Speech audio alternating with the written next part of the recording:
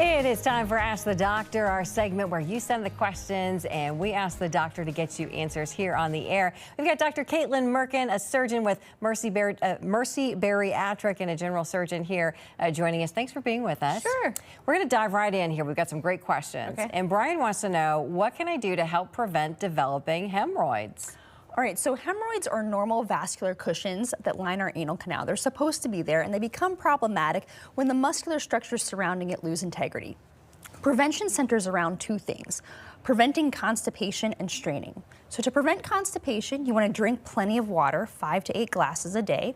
And then you want to make sure you're getting lots of walking. And you want to make sure you're getting enough fiber, 20 to 30 grams a day. And good sources of fiber are fruits, vegetables, whole grains. And fiber is actually one supplement I would encourage you to take.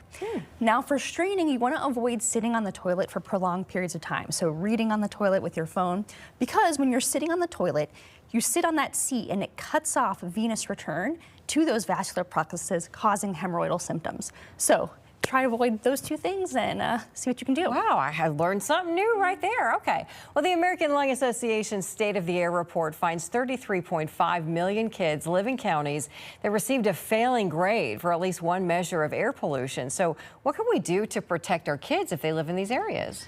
Yeah, so there's a couple of things that you can do. One, you want to avoid playing outside when there's high traffic or if you're near a busy road.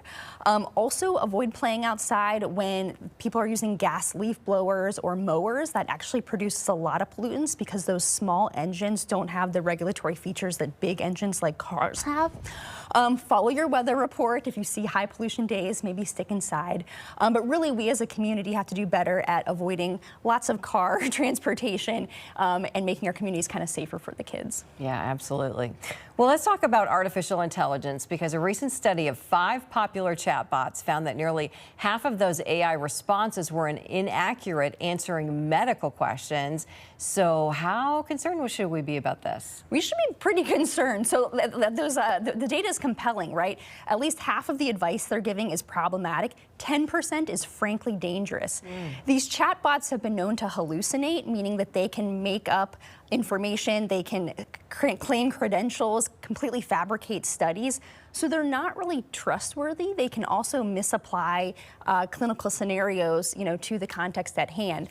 I think the other thing is they sound very confident. When you're talking to a human being, they might express some doubt about something, but chatbots very confidently tell you the wrong information. So I would caution people strongly against using these for medical advice. Okay, very good information to know.